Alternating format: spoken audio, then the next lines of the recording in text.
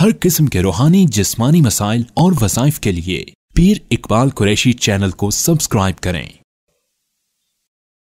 نحمدہ ونصلی ونسلم علی رسولہ الکریم، اما بعد فاعوذ باللہ من الشیطان الرجیم، بسم اللہ الرحمن الرحیم۔ رمضان المبارک کی 16 تاریخ کا ایک ایسا طاقتور عمل آپ کو دوں گا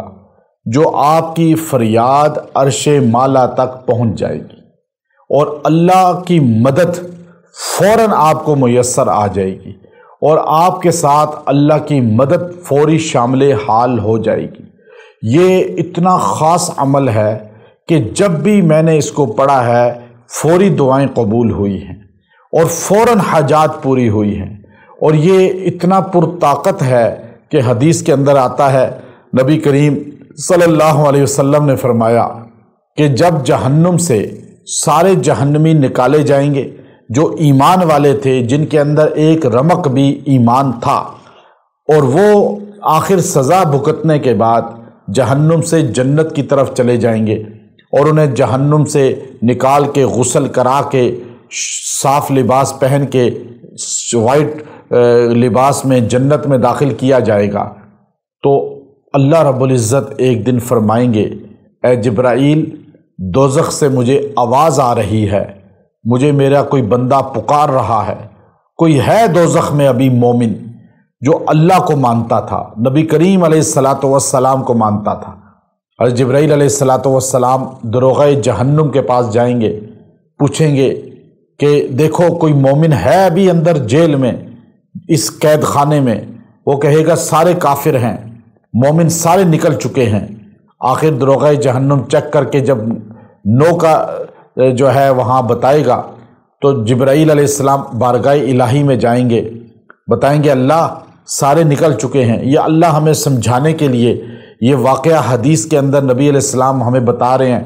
کہ اللہ رب العزت فرمائیں گے، اے جبرائیل، مجھے ابھی بھی آواز آ رہی ہے اور میرا کوئی بندہ مومن، میرے نبی کا امتی، وہ مجھے پکار رہا ہے میرے 2 ناموں کے ساتھ۔ وہ نام اتنے طاقتور ہیں کہ وہ سزا میں کس طرح پریشانی میں پکار رہا ہے اور عرش مالا پہ اللہ سن رہا ہے۔ جبرائیل کو کہے گا جاؤ پھر دیکھو، وہ پھر جائیں گے، جب تہ میں اتریں گے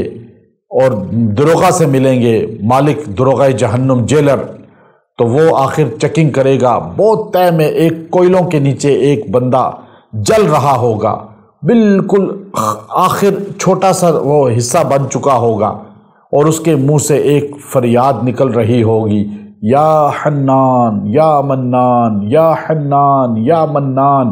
اور عرش مالا تک اس کی صدا جا چکی ہوگی، اور اللہ رب العزت جو ہے اس کی فریاد سنے گا اور اس کی فریاد پہ کس طرح داد رسی فرمائے گا۔ تو اللہ رب العزت نبی کریم صلی اللہ علیہ وسلم فرماتے ہیں اس کو جہنم سے نکال کے جنت میں داخل کرے گا، اور اس کے لیے نجات کا اعلان ہوگا کہ جہنم کی تہ میں عذاب کے اندر وہ بندہ اللہ کو 2 ناموں سے پکارتا ہے، جہنم کی